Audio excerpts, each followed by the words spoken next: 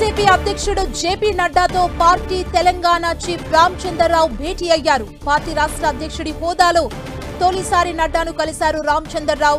రాష్ట్రంలో తాజాగా రాజకీయాలపై ఇరువురు నేతలు చర్చించారు. తర్వాత పార్టీ అంతర్గత సమస్యలపై రామచంద్రరావు జేపీ నడ్డాకు నివేదికిచ్చారు.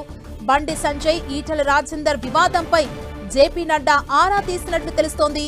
సోషల్ మీడియాలో ఇరు వర్గాలు పెట్టుకున్న పోస్టులతో రామచంద్ర ప్రత్యేకంగా నివేదికను నడ్డాకు అందించారు.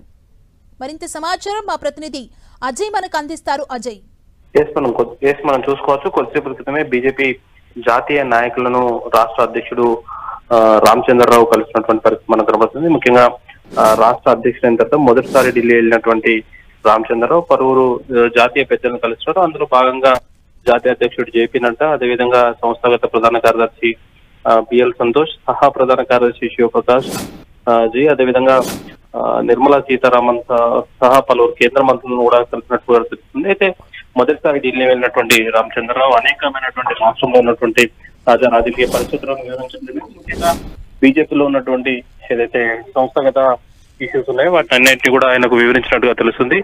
అందులో ముఖ్యంగా తీసుకున్నట్లయితే ఏదైతే బండి సంజయ్ అదేవిధంగా ఈటల రాజేందర్ మధ్య జరుగుతున్నటువంటి వివాదం ఏదైతే ఉందో ఆ వివాదానిపైన కూడా పూర్తిస్థాయి నివేదికను అందజేసినట్టుగా సమాచారం. ముఖ్యంగా ఏదైతే ఇరువురు నేతలు చేసినటువంటి వ్యాఖ్యలు, హుజరాబాద్ లో బండి సంజయ్ చేసినటువంటి వ్యాఖ్యలు, అదేవిధంగా షామీర్పేట నివాసంలో ఈటల రాజేందర్ చేసినటువంటి వ్యాఖ్యలపైన పూర్తి సారాంశాన్ని కూడా ఆయనకు వివరించినట్టుగా తెలుస్తుంది. అదేవిధంగా ఇరు వర్గాలకు సంబంధించినటువంటి ఏదైతే సోషల్ మీడియాలో పోస్టులు చేసినటువంటి పోస్టులు, సోషల్ మీడియాలో ఇరు వర్గాలు ఒకరిపై ఒకరు పెట్టుకున్నటువంటి కామెంట్స్, సోషల్ మీడియా పోస్టులు అన్నింటినీ వీటన్నిటితో కూడా ఒక పూర్తి స్థాయి నివేదికనైతే అందజేసినట్టుగా సమాచారం. వీరిద్దరి మధ్యలో ఉన్నటువంటి రైవాలిటీ వల్ల రాష్ట్రంలో కార్యకర్తలు ఉన్నటువంటి ఆందోళన, అదేవిధంగా పార్టీ పరిస్థితులపైన కూడా పూర్తి స్థాయి నివేదికను అందజేసినట్టుగా అయితే తెలుస్తుంది. దాంతో పాటు ఇక్కడ ఉన్నటువంటి రాజకీయ పార్టీలకు సంబంధించినటువంటి తాజా రాజకీయ అంశాలను, వాటి వల్ల బీజేపీ ఏ విధంగా స్థానిక సంస్థల ఎన్నికల్లో ముందుకెళ్లబోతుంది